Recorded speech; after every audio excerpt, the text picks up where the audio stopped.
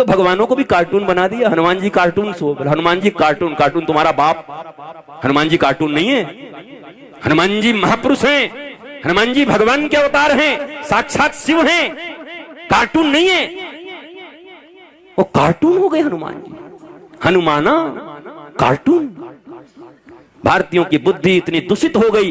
रास लीला जहां जीवात्मा और शिवात्मा का मिलन है, जीव और शिव के मिलन को महारास कहा जाता है, वहां गली मोहल्लों में अगर कोई बच्चे बच्ची कहीं चले गए, उनके अगर कुछ शारीरिक आकृतियां बिगड़ गई तो कहते हैं आजकल रासलीला चल रहा है। ये भारत की अवस्था है। अपने ग्रंथों का इतना अपमान, अपने ईश्वर का, अपने अवतारों का इतना अपमान, इतनी निर्लज्जता के साथ इसी समाज में लड़के लड़कियों के मिलन को रास लीला कहा जाता है।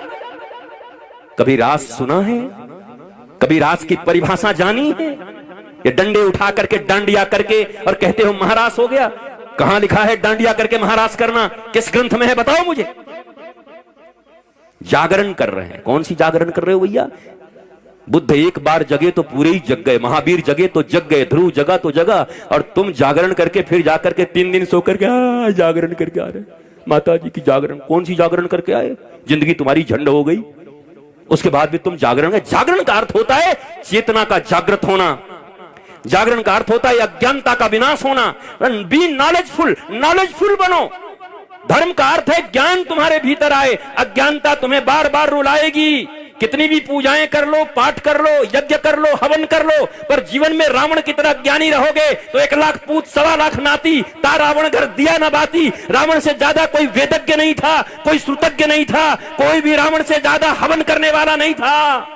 उसके बाद भी घर में एक बालक बालिका नहीं बचे, खुद भी नहीं बचा, नाश हो गया। 70 साल तक एक ही सौगंध लो, जैसे भीष्म पितामह का सौगंध है। दुनिया में कोई कहे तुम मेरी कसम खाओ कि तुम झूठ नहीं बोले, एक कसम कुछ में से कुछ नहीं होने वाला। रोज कसम खाओ, तोड़ो। मेरी कसम खाओ, तेरी कसम खाओ, एक ही कसम खाओ, एक ही सौगंध लो, एक ही शपथ लो। क्या?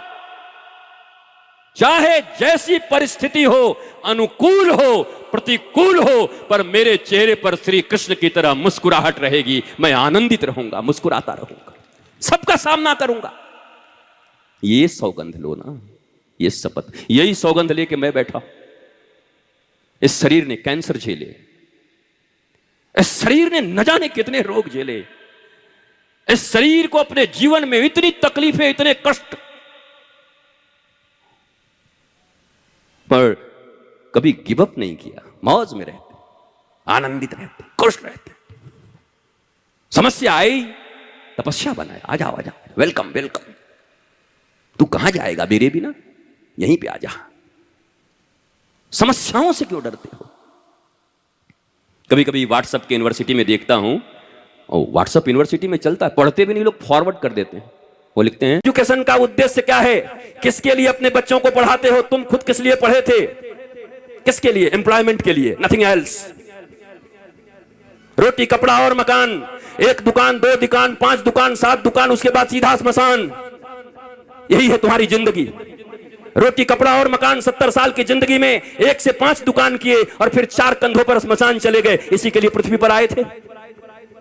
सारी जिंदगी टेंशन, सारा जिंदगी दुख, सारा जिंदगी डिप्रेशन, सारा जिंदगी हाय हाय, सारी जिंदगी कर्ज, सारे जिंदगी रिश्तेदारों को मनाते रहे, एक दूसरे से नीचा देखने और दिखाने का काम चलता रहा, और उसके बाद एक दिन तुम्हारी मृत्यु आ गई। हमने सुना था कि मनुष्य का जीवन सबसे सार्थक होता है। दुर्लभो मानुषो देहि देहिनाम क्षणभंगुरः तत्रापि दुर्लभम मन्ये वैकुंठ प्रिय दर्शनम। ये दुनिया में सबसे ज्यादा का, सबसे अधिक, सबसे ज्यादा प्रभावशाली मानवीय जीवन है। क्या ये जीवन है?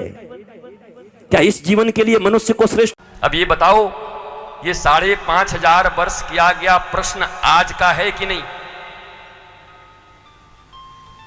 प्रश्न ये है कि दुनिया में हर आदमी काम करता है सुखी होने के लिए, पर क्या कारण है कि उसको दुख मिलता है?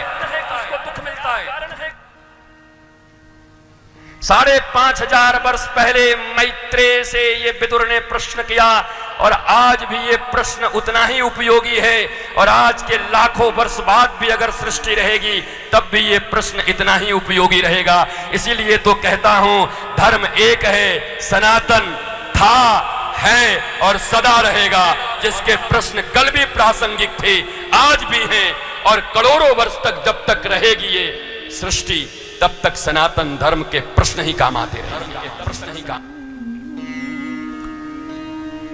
मनुष्य काम करता है सुख के लिए, पर दुख क्यों मिलता है?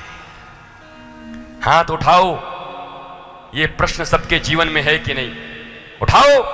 श्याम नगर वालों, झूठ मत बोलो। ईमानदार लोग हो तुम लोग। देखो, ये दुनिया में यही शाश्वत प्रश्न है।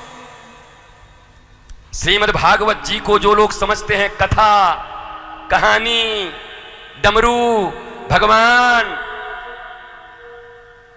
उनकी आंखें खोलने के लिए यह प्रश्न है। विदुर जैसे महानिष्णात ज्ञानी मैत्रेय जैसे ऋषि से प्रश्न करते हैं कि दुनिया में हर व्यक्ति काम करता है सुख के लिए, पर उसको दुख क्यों मिलता है? और यही प्रश्न का उत्तर अगर हम लोगों को मिल जाए तो भागवत पूर्ण हो जाए। और क्या जरूरत है साहब फिर भागवत की? सारा भागवत, सारा रामायण, सारा। ब्यूरो रिपोर्ट दैनिक खोज इंडिया को देखते रहने के लिए हमारे चैनल को सब्सक्राइब करें और बेल आइकन को जरूर दबाएं।